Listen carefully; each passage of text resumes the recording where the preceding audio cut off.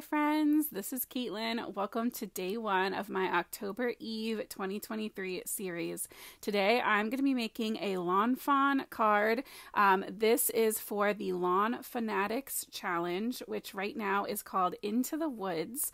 I'm not associated with Lawn Fawn in any way. I just love their challenges, and when I saw the Into the Woods theme, I could not wait to create a really fun fall/Halloween card with some of my favorite stamp sets. For anyone who has been around for a while here on my channel, you might remember that my October Eve series is normally 13 videos in a row leading up to October 1st. I still wanted to be able to bring you 13 really fun Halloween themed videos this year, but I got a new job in the spring and I just am concerned that 13 in a row is going to be too much. So I'm starting earlier, and there's definitely still going to be bonus videos, more content than usual in September, but to get you the 13 and to save my mental health, it's just going to be formatted a little differently this year. Hopefully you understand. And if anything, if you're like me and you're ready for Halloween shenanigans now, maybe this is fun because it's even earlier than normal.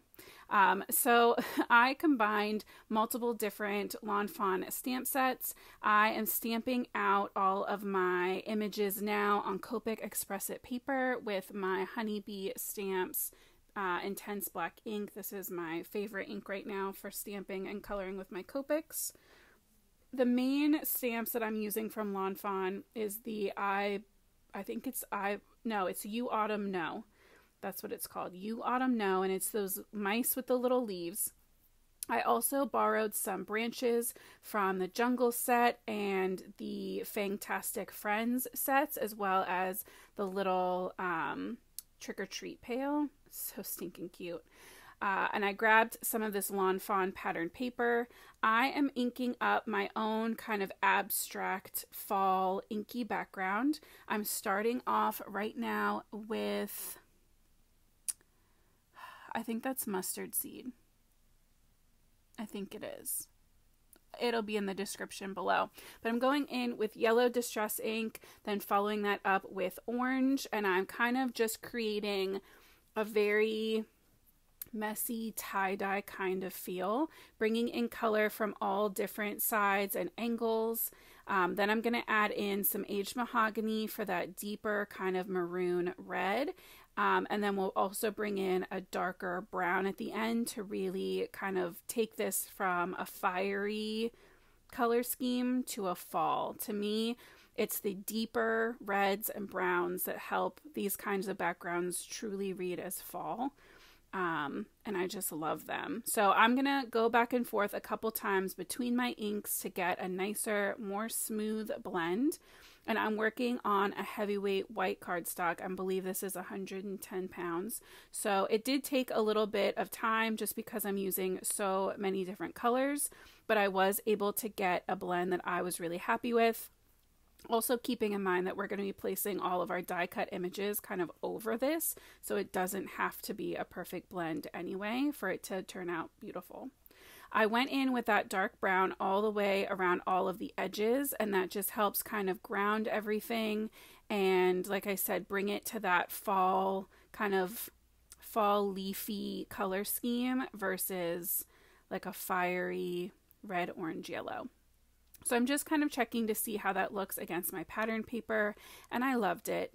So I'm going to move into Copic coloring all of my images, and I'm going to kind of batch these. So I'm working on all of my branches first using the same colors for everything. So I'm starting out with my E47, creating a bottom shadow and then some wood grain kind of just long dash marks through my branches to kind of break up so it's not just one solid color.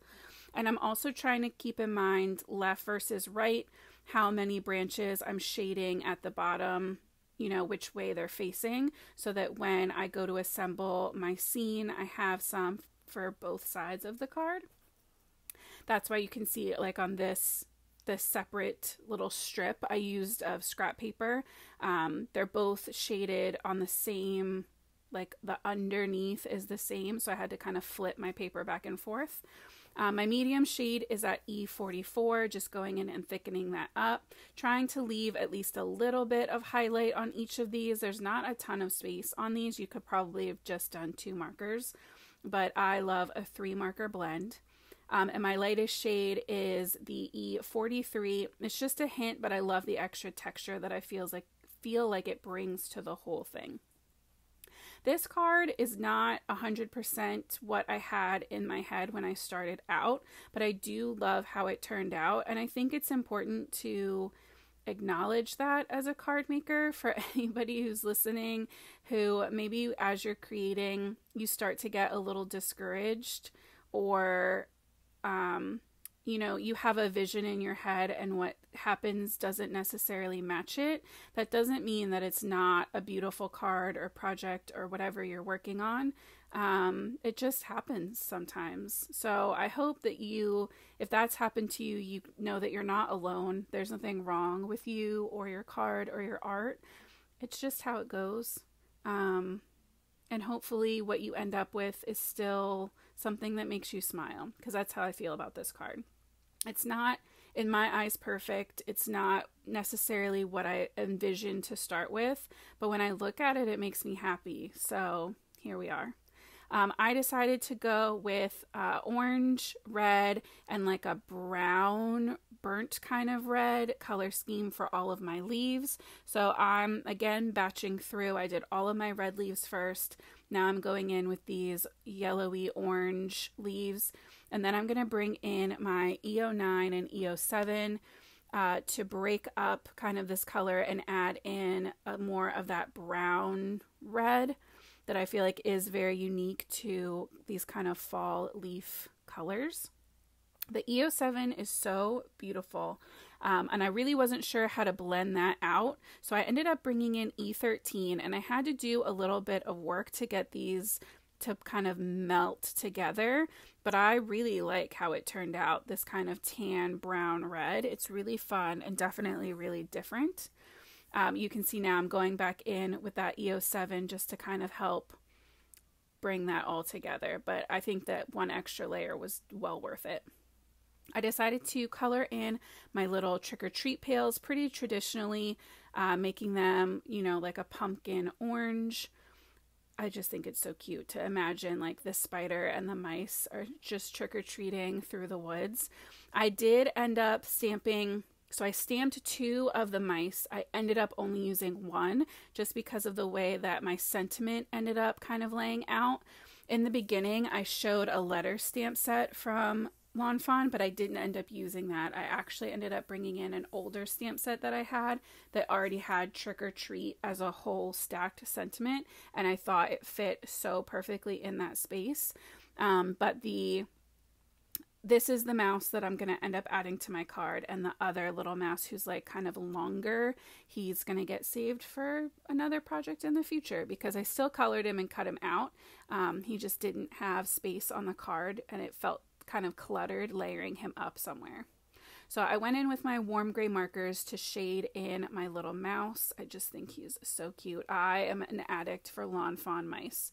And I don't know about you, but I saw they're in their middle of their next like release week previews, and I'm so excited. I cannot wait to get my hands on that Ta-Da diorama interactive set. So be prepared that at least one of those is coming as part of this series later in September. As soon as I can get my hands on it, I will make a video with it because I love a Lawn Fawn interactive card. So this is me kind of playing around with where things might fit in this card, layering up some of those branches.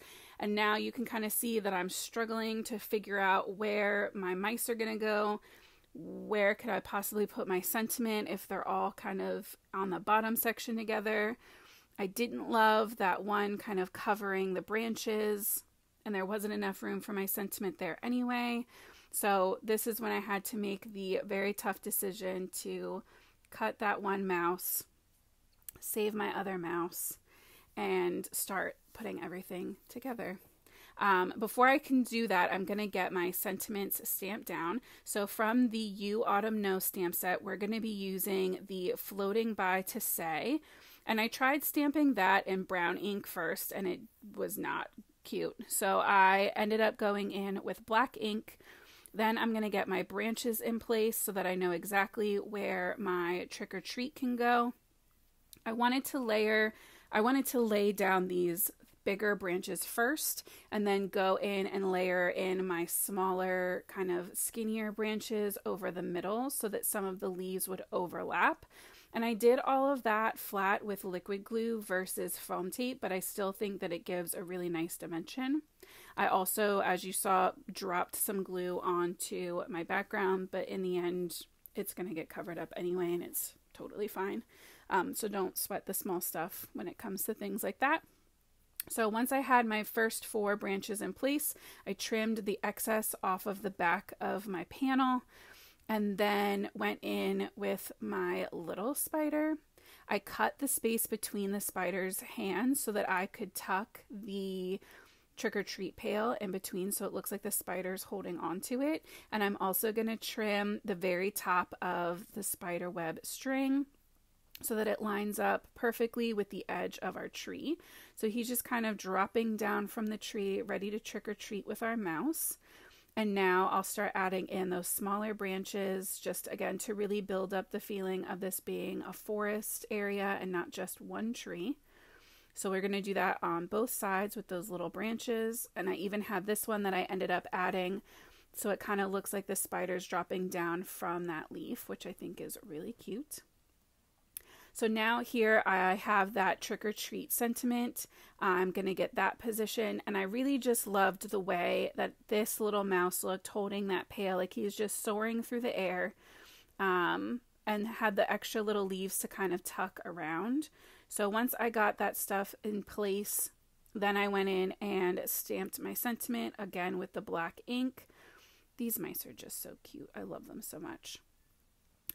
So because I'm doing my Halloween series spread out, I have time for requests. So if there's any techniques or products or companies that you've had questions about, or are just like dying to see something from them Halloween related, or you want to see non-Halloween stamped turn into Halloween, or Halloween stamps used in a different way, by all means, please leave me some comments, because I will be brainstorming and working on these for, the next month and a half. I decided that the inked background looked too stark against my pattern paper. So I decided to create a super thin mat with this Distress Craft cardstock from Tim Holtz. And I just glued my panel into the corner of the cardstock and then trimmed it out. So I just had a super teeny tiny thin little mat, and I think that it frames it and helps pop it against that pattern paper, and I love how it turned out. So I hope that you enjoyed our first October Eve adventure together. Like I said, if you have any questions or comments, leave them down below for me. I hope that you have the most amazing week, and as always, happy crafting, guys.